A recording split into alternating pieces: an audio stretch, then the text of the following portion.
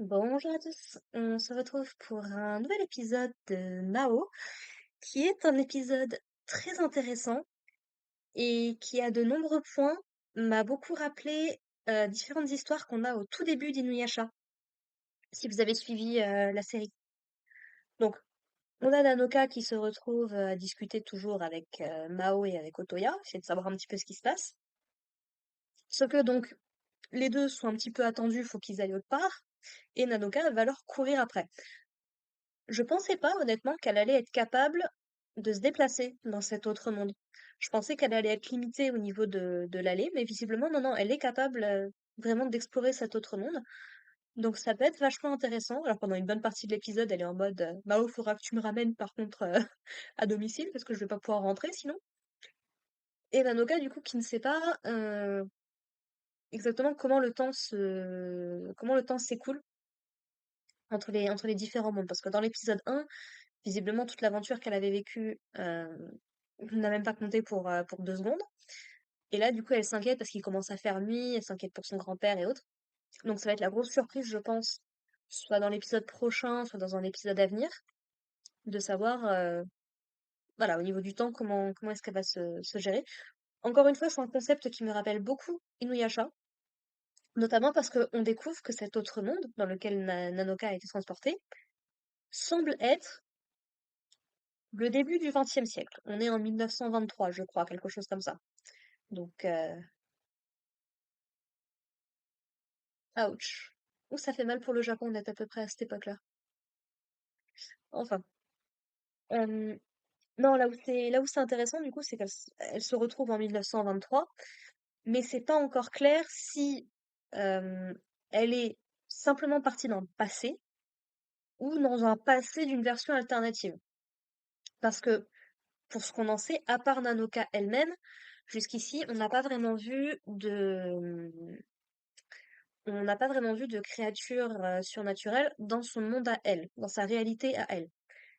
Il y a la vision qu'elle a eue quand elle était enfant, au moment de l'accident de ses parents, mais pour l'instant, on n'a pas de preuve que ça s'est réellement passé dans le monde normal.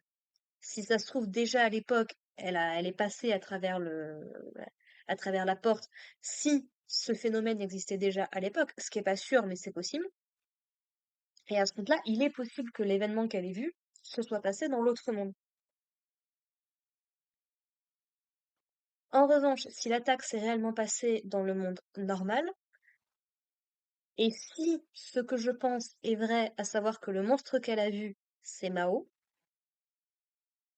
on aurait encore plus de liens avec Inuyasha, puisque là où Kagome dans Inuyasha peut passer dans le puits pour se rendre dans le passé, Inuyasha, lui, est capable de passer dans le puits pour aller dans le futur. Donc, de deux choses l'une, soit il y a que Nanoka qui peut faire le voyage, soit il y a certainement Mao également. Donc je trouve ça déjà plutôt intéressant. On va s'intéresser à une histoire de crime, bon bah assez sordide, on va dire. C'est des jeunes hommes qui n'ont a priori pas grand-chose en commun à part leur âge à part leur âge, se font couper la tête, donc n'ont jamais pu être identifiés correctement. Et on va avoir Mao qui va obtenir une petite piste quant à cette histoire. Alors, c'est pas clair si s'il a l'habitude de s'occuper des cas comme ça ou si c'est juste la requête de quelqu'un. Mais voilà, donc il s'est rendu dans un bar à lait. Ne me demandez pas pourquoi. Il s'est rendu dans un bar à lait pour donner j'imagine des cachets, mais un médicament à une jeune femme qui souffre d'anémie, donc c'est-à-dire qu'elle a un problème dans le sang. Et cette jeune femme va ramener sa petite sœur qui travaille dans un manoir et qui va lui expliquer que elle a potentiellement une piste pour essayer de résoudre cette affaire d'homme sans tête, quoi. Donc elle travaille dans un manoir pour un... Alors j'ai plus son rang, un vicomte, je crois. Il me semble que c'est ça. Il me semble que c'est un vicomte euh, qui porte le nom de Saru. Alors je ne sais pas si il y a quelque chose de plus à creuser là-dedans, parce que Saru, ça veut dire singe. Mais la série a pas l'air d'y faire référence dans cet épisode. Je me suis juste dit que j'allais le mentionner. Et donc, c'est un homme qui apparemment a subi un accident, on sait pas exactement très bien ce qui s'est passé, mais il a commencé à avoir le visage un petit peu déformé et donc à être soigné par sa femme, parce qu'il ne voulait voir absolument personne. Et donc depuis, il porte des bandages tout autour du visage, qui rend difficile de voir l'étendue des dégâts, mais qui a pris l'habitude depuis quelque temps de sortir la nuit. Et cette jeune fille, donc Sayoko, je crois, qui travaille donc dans ce manoir, un jour l'a surpris alors qu'il était en train de rentrer tard dans la nuit, avec une espèce de sacoche avec lui qui aurait pu contenir une tête. Surtout qu'il y avait du sang qui en coulait. Et donc du coup, elle a décidé d'informer Mao de tout ça. Mao qui va décider d'y aller. Et alors que Sayoko se fait attaquer, parce qu'elle a amené de quoi s'occuper du vicomte, et que ce dernier visiblement a voulu lui parler. Donc elle se fait attaquer. Mao apparemment est capable de sentir l'énergie négative, l'énergie maléfique des monstres autour de lui. Du coup, on va directement essayer d'aller la sauver.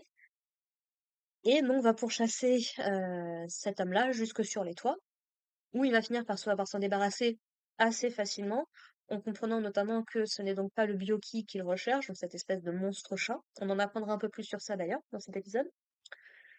Donc Mao s'en débarrasse assez facilement et se rend compte qu'en fait, bah, cet homme-là n'a plus de tête. Et j'avoue que cet épisode m'a mis très très mal à l'aise parce que je déteste les araignées. Et du coup, quand Mao le tue, eh ben, il y a plein de fils qui sortent de sa tête avec tout plein de petites araignées, grouillantes en plus, et c'est les petites, c'est des trucs horribles. Et du coup, donc, il comprend qu'il s'est fait berner, que ce n'était pas son vrai corps. Et comme je m'en doutais, on découvre que c'est la vicomtesse qui est derrière tout ça, puisque l'épisode s'appelle la femme araignée. Et jusqu'ici, j'ai jamais vu de femme araignée à l'apparence masculine. Donc, je me doutais que ça devait être quelqu'un en lien avec le vicomte, très probablement la vicomtesse, et ça n'a pas manqué, bien évidemment. Donc, Nanoka va se faire attaquer du coup par cette femme araignée, avec Otoya. Mao va essayer un petit peu de la sauver, donc notamment son sabre coupe super bien les fils d'araignée pour le coup, super. Cette femme-là va essayer d'étrangler Nanoka avec ses fils. Le pouvoir latent de Nanoka, que ce soit Ayakashi ou autre chose, se réveille, elle essaye un petit peu de se débattre. On nous reconfirme qu'effectivement son sang, parce que elle a les fils tellement proches autour du cou en fait, que ça va finir par la faire saigner. Et son sang, bien évidemment, est efficace contre ces bestioles-là, donc les fils disparaissent. On a Mao qui, comme dans l'épisode 1, n'a pas beaucoup de regard pour sa propre sécurité. Alors, il se fait quand même tirer dessus au niveau de l'épaule. Mais bon, quand la femme essaye de le tuer, bon, bah, il est prêt plus ou moins à laisser son sang faire son travail, quoi. Et on voit plus tard qu'il va pas hésiter à forcer sur ses poignets pour qu'il y ait du sang au niveau des fils. Je dois bien avouer que dans l'épisode dernier, on vous avait dit que c'était sa dernière chemise, et ben, ça va poser problème. Du coup, va falloir la laver avec un bon truc pour enlever le sang, je pense. Otoya, j'espère qu'il sait ce qu'il fait. Et donc, du coup, donc, son épée se fait prendre par la femme araignée, et c'est Nanoka qui va réussir à la récupérer et à l'utiliser, d'une façon qu'on n'avait pas encore vue jusqu'ici. Donc, est-ce que Nanoka a quelque chose de particulier qui fait réagir ce sabre?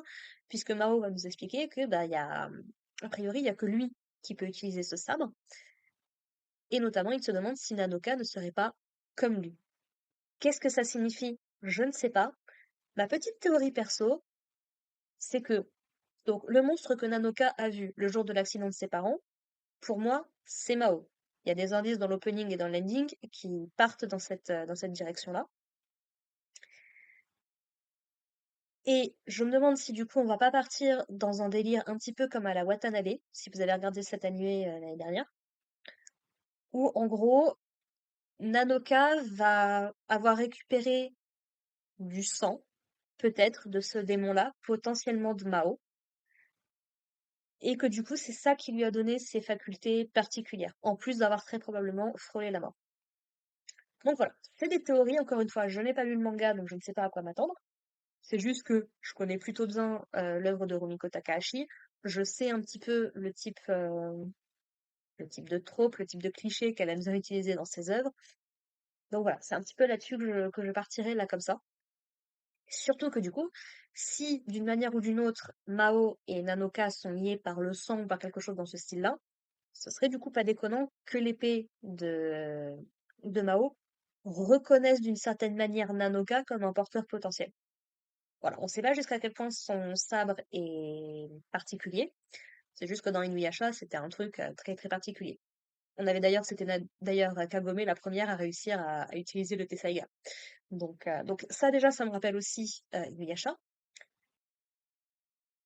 Et puis donc il y a aussi les circonstances de cet épisode-là, puisque donc on a un homme de naissance plutôt noble, euh, qui est lié à des affaires ouais, de meurtre, j'allais dire de disparition, mais de meurtre, et qui se cache le visage. On a une femme araignée qui utilise des fils et qui manipule des marionnettes avec. Ça m'a beaucoup fait penser à au moins deux histoires qu'on a dans Inuyasha au tout début, parce qu'ils vont affronter une espèce de femme qui manipule les fils, qui n'est pas une femme araignée en tant que telle, mais qui manipule les fils et qui n'hésite pas à trancher la tête des beaux jeunes hommes qu'elle utilise. J'allais dire c'est des fils d'araignée, c'est des cheveux. C'est des cheveux, puisque justement elle utilise les cheveux de ses victimes pour après continuer à manipuler. Elle avait d'ailleurs attaqué le village avec ses marionnettes à ce moment-là. Et également, il y a une histoire au début d'Inuyasha également, où on a un jeune noble qui s'est fait parasiter par un esprit et qui du coup enlevait des jeunes femmes pour les utiliser pour des trucs. Et en fait, il avait justement des bandages autour du visage pour qu'on ne remarque pas qu'il avait une tête de grenouille. Et il avait notamment une femme qui s'occupait de lui, sa femme justement, je crois. Donc voilà, il y a plein de petits détails comme ça qui, moi qui aime beaucoup Inuyasha, me rappellent des trucs sympathiques. Et du coup, voilà, le fait que Nanoka puisse potentiellement utiliser le sabre de Mao me rappelle du coup ce qui s'est passé avec Kagome également dans Inuyasha. Voilà, on en apprend également un petit peu plus sur ce qui s'est passé le jour où Mao a été maudit, a priori, par le Byoko. Donc, il semblerait que le temple, des flashbacks qu'on en voit en tout cas, il semblerait que le temple dans lequel il travaillait ou dans lequel il officiait a été attaqué, très probablement par le Byoko, qui semble avoir été transpercé d'une épée géante. En tout cas, il a l'air d'avoir un truc à travers du corps. Et Mao, de son côté, a le dos criblé de flèches. Alors, c'est un peu surprenant qu'il ait été criblé de flèches, puisqu'a priori, je pars du principe en tout cas qu'il était un peu chez lui. Ça voudrait dire qu'il a été attaqué par ses propres camarades, potentiellement. Ça pose la question du pourquoi, du comment. Et voilà, le Byoko a essayé de prendre possession de lui, mais Mao a réussi à lui trancher la tête. Et il pensait du coup qu'il allait au moins neutraliser. Mais visiblement, il s'est passé quelque chose, et on se rappelle que Mao a pas l'air d'être méga méga sûr de ce qui s'est passé, ni de qui aurait pu utiliser le Byoko pour s'en prendre à lui directement. Mais bon, si potentiellement il a été trahi par des gens de chez lui, il y a peut-être une conspiration autour du personnage de Mao. On ne sait pas nécessairement comment il était par le passé, mais voilà, il y a peut-être des trucs encore à creuser de ce côté-là. On note cependant un changement d'apparence assez notable entre l'avant et l'après. Avant, c'est globalement du Inuyasha sous sa forme humaine mixé avec du Ranma, clairement. Et depuis cet événement, il a une partie des cheveux qui sont devenus blancs argentés. Donc, ça a l'air d'être la couleur de la fourrure du Byoko. Et pour peu effectivement que le Byoko ait réussi à prendre d'une façon ou d'une autre possession du corps de Mao, ça pourrait expliquer la forme de monstre que Nanoka a pu voir par le passé. Et ça pourrait expliquer pourquoi ses cheveux ont potentiellement changé de couleur également. On remarque que dans l'opening, on a deux autres personnages, à minima, qui ont des caractéristiques physiques similaires. Donc voilà, je sais pas si ce sera un truc spécial pour les Onmyoji ou si il y a peut-être qu'eux aussi ils sont possédés par des démons. Je ne sais pas, la série ne fait que commencer. Et c'est ça qui est cool quand on découvre une série, c'est que tout est possible, on peut faire toutes les théories qu'on veut.